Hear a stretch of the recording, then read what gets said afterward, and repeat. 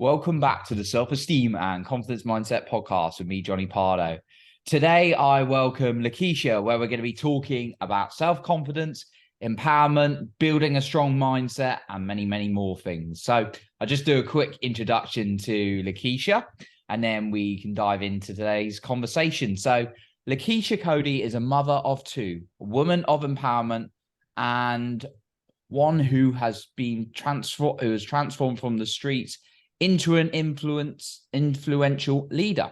She is the author of The Praying Single Mum 30-Day Devotional and The Praying Single Dad 30-Day Devotional.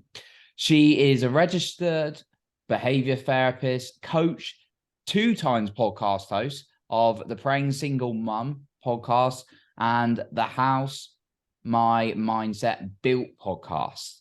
Awesome. Wow, lots going on there, Lekeshia. So obviously looking into quite interesting to dive into your story today. Obviously you're looking at helping people be more empowered. You're a behavior therapist. You've got a lot going on. So it'd be really interesting to hear a little bit about your story really, and share as much as you'd like. What actually got you into this area? I mean, was it a challenge in your own life that actually got you to helping other people? It'd be really interesting to hear. Yeah, absolutely. So for me, I'm actually from Atlanta, Georgia. So I am one of 6 girls. And so we were raised pretty much not in the best parts of Atlanta. So childhood pretty challenging, come from that type of background, poverty-based communities. And so you learn at an early age the lifestyle of living in poverty, or the lifestyle of coming from backgrounds where you don't have certain advantages as other people. You have to learn very quickly how to survive. So as I grew older, I've always desired more, and I've always desired different. And so I would say maybe about 5 years ago, I decided to move from Georgia to relocate to Florida. In doing that, I began to work on who I was. The change actually happened or started maybe when I was about 26 years old. I'm 32 currently. And so I just noticed, like, I went through, at being 32, I've already been divorced twice, married and divorced twice, 2 abusive relationships. And so having to deal with gaining tons of weight. I was almost 300 pounds. And so I watched my life completely crumble and had to build it over again from ground zero. And so coming from those backgrounds, I had to learn very, very quickly how to get a hold of my mindset. And you can only imagine the type of mindset it takes rebuilding yourself from that type of lifestyle. Wow. Well, thanks for sharing your story, and yeah, you're going to be a great example today, and looking forward to diving into some more of the questions about some of the mindsets or some of the things that help you build that strong mindset a little bit. So, like, obviously you mentioned about the challenging relationships, being in a background where you grew up, and you moved. Obviously you mentioned about from struggling a little bit with the poverty side of things.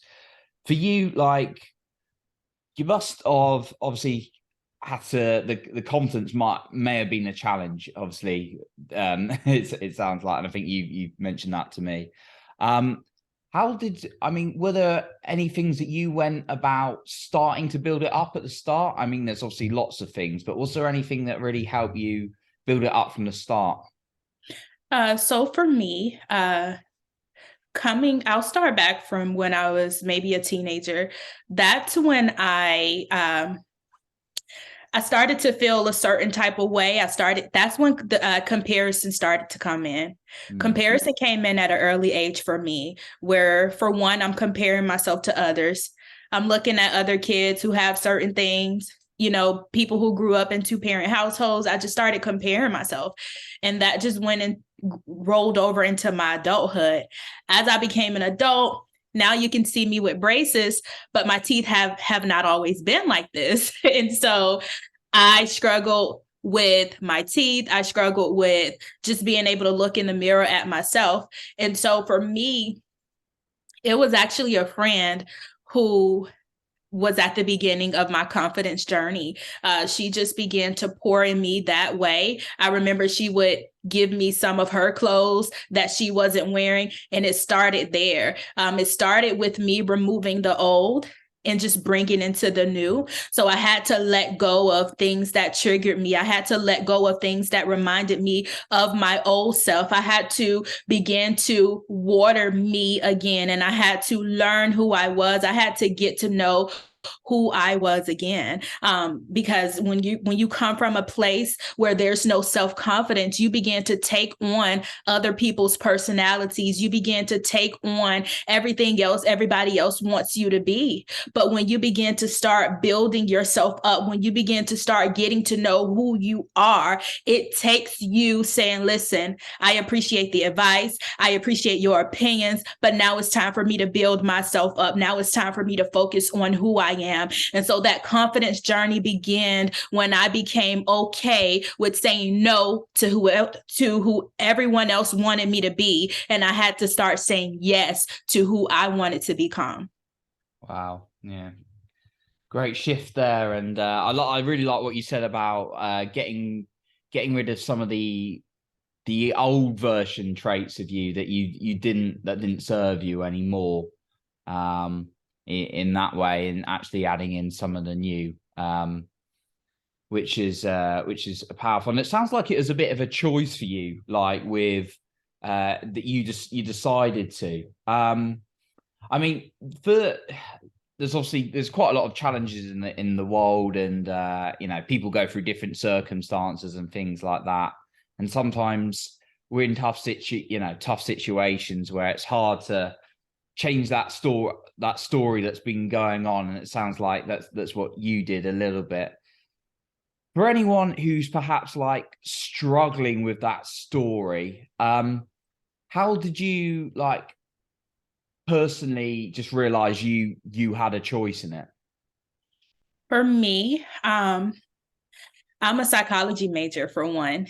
I became very interested in neuroscience. I became very interested in why I operate the way that I operate. Why do I think the way that I think? Again, if you come from challenging backgrounds like myself, then you're probably not aware of certain behavior traits that you deal with. And so I'm very curious. And so I wanted to know, why was I impacted or affected by what people said about me? Why did I deal with rejection, or why did I deal with comparison? So for me, I had a curiosity, and I had to understand that I also had limited beliefs.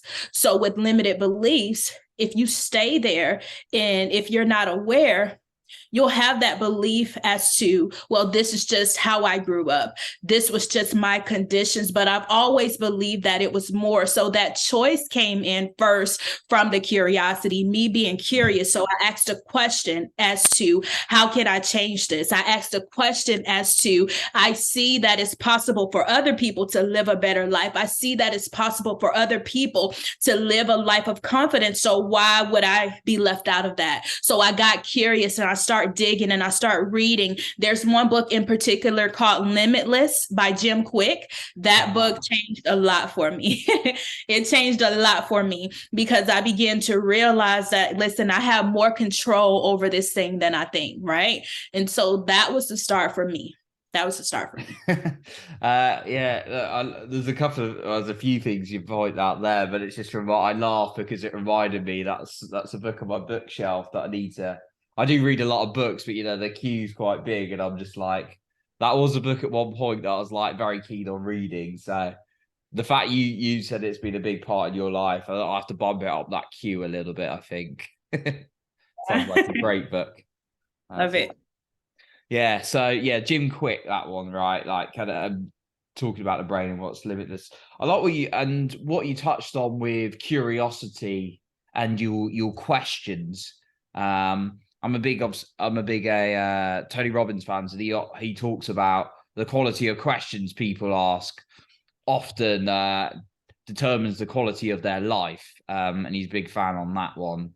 In asking like, why is this happening to me, is a different question from like, what could I change, for the better? It's a completely different question. So am I understanding it right that you just changed maybe some of those questions, some of that dialogue you were having? Yeah, I'm not gonna lie. I was a person who struggled with victim mentality. I struggled with victim mentality a lot.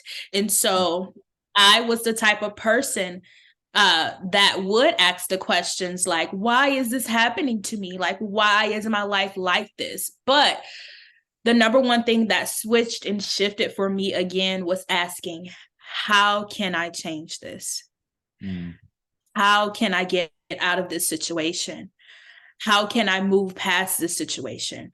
How can I renew my mind? How can I renew who I am? If I don't like the way that I look, what can I do about it? If I don't like the way that I think, what can I do about it? So the type of questions, like you said, instead of saying, why is this happening to me? Start asking how, and then you'll begin to find those answers. Wow. Yeah. Yeah. Like that, and how you switch the narratives, because it's gonna give you different answers as well. Today's question. So love what you did there with switching it up. And I kind of have a question about like a how to you really. Because we introduced you at the beginning of the show, and I know you do, from what I know of you, I know you do a lot. Obviously you're a mum, you're helping people with their lives, you're doing your podcasts, all these things. Like, some of us, we live a lot of like very busy lives this day and age, and sometimes we just go in cycles. I know I certainly have been there when I'm doing busy stuff and not being able to actually do something that's meaning or fulfilling. So just like, how do you juggle all these things really? For me, it's figuring out what's a priority. One thing that I've done this year was cut out a lot of things that time wasters. So for me, I used to watch TV. I went from watching TV every single day to watching TV on the weekends, to where this year I had to turn it up a notch to where I cut TV out completely. And now I am only listening to self-improvement podcasts or self-improvement audios, and I'm reading a lot more. And so just sacrificing my time in that way, prioritizing my time, and also cutting out, making sure that I'm not getting information overload. So just using wisdom on where I'm getting that knowledge from. We went through, I think, ever since the pandemic, there were so many people on social media showing up and so many different authorities. And so just using wisdom, understanding you don't have to be in every program. You don't have to be at every conference. You don't have to be listening to every single outlet. You need to find your lane, and you need to stay in that lane, and just being, using discernment on what you are allowing, what you're consuming. So that's how I balance and, choose and decide, how to tap into what I'm called to tap into. I just try to stay in my lane. I try to stay in my arena, and I also remain open though to new opportunities, but I still use wisdom there. A good mix of like wisdom, it sounds like, cutting out and being conscious of the time wasters you said that are for you, and then being able to not overload yourself with too much information. No, that's some great stuff. And then the priorities thing as well. Just finding some time to do that. I always talk about this as important. So yeah, some great points there we can definitely take away. With your, obviously you've gone through, and you're doing like these things as well, like you're a therapist, you're doing a bit of coaching, all these kind of things. I mean, and you came from a background where you said it was a bit like challenging from perhaps the poverty, and then moving up. Did you find on your way you had to, like, maybe an obvious question, but was it like a lot of time and money you had to invest on your way? Yes.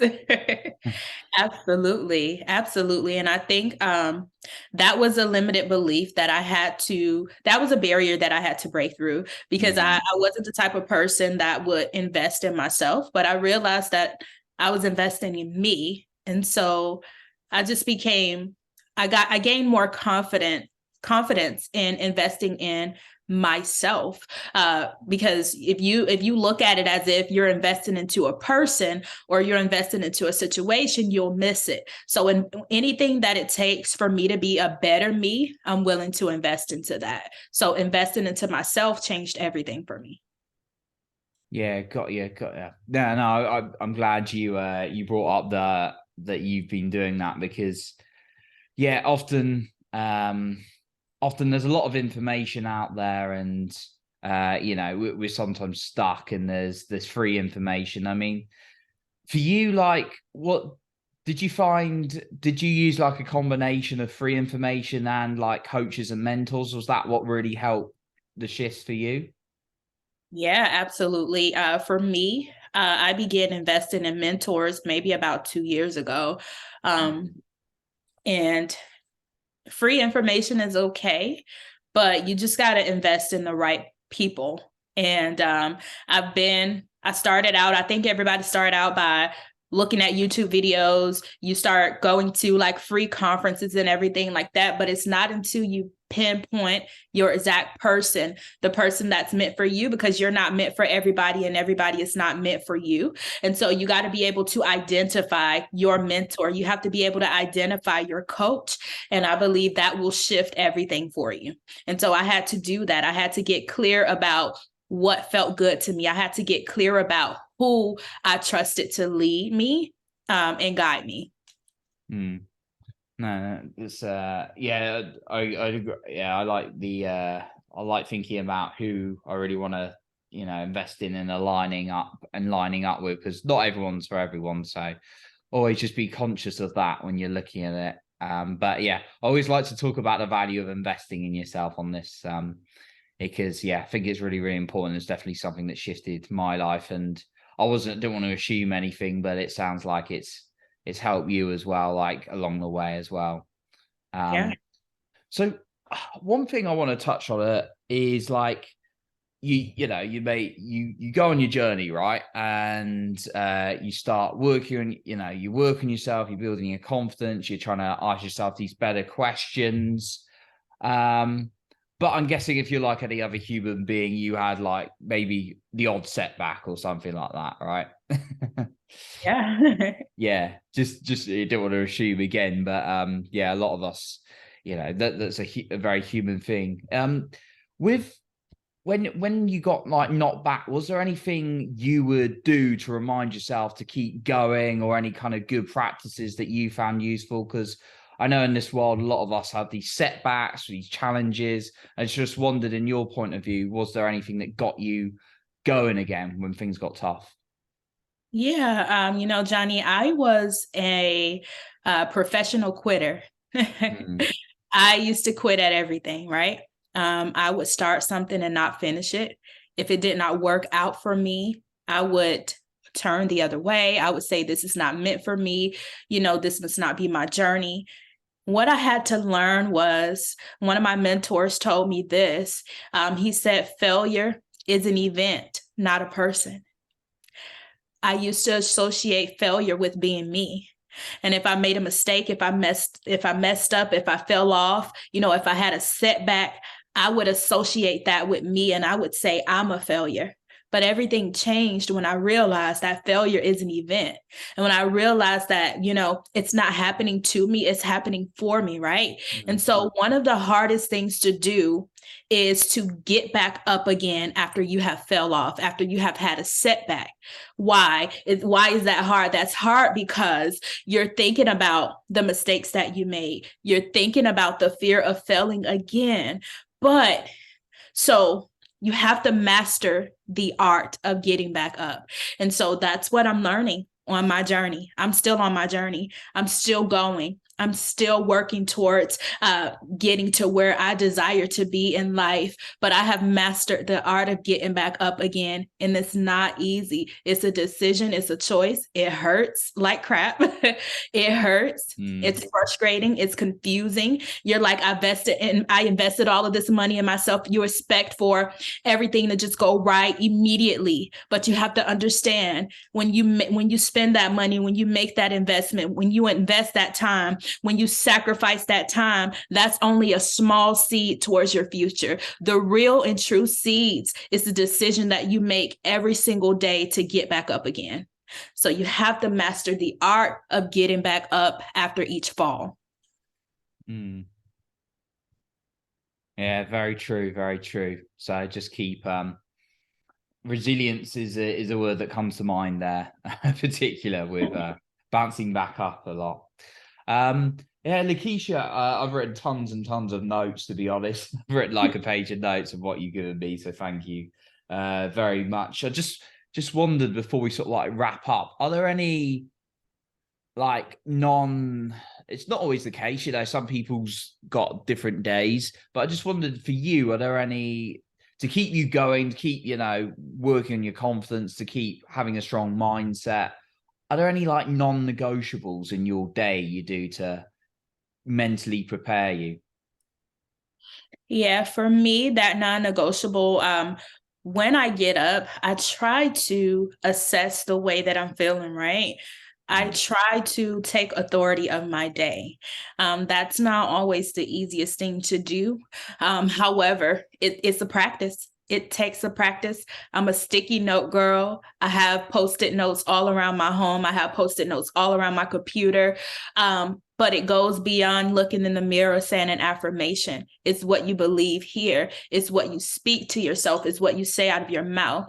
And so for me, I'm very big on taking authority of my day. I'm very big on before I go to bed at night to check whatever issue I've had, leave it there. When I get up the next day, I'm very big on believing that if this is a new day, I have another opportunity to get it right.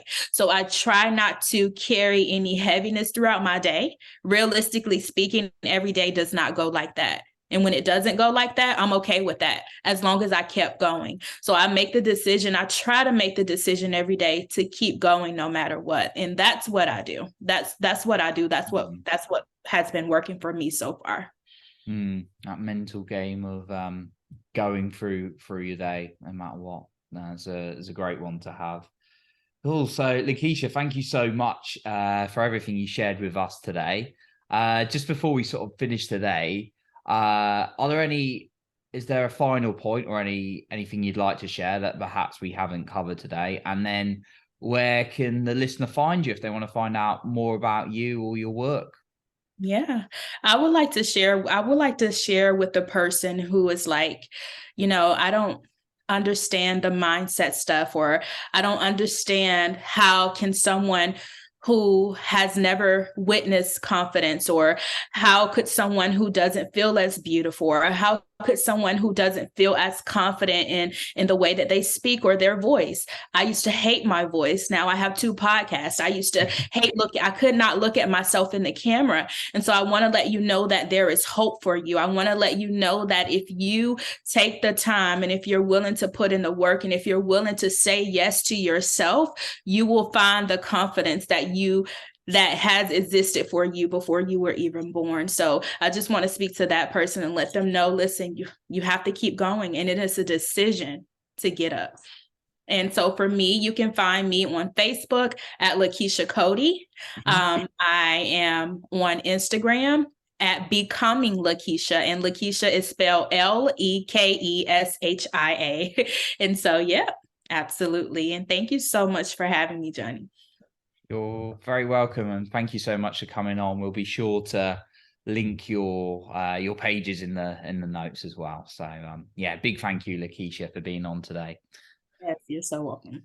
So that concludes our episode for today. And remember, you are in control of your own self-esteem and confidence.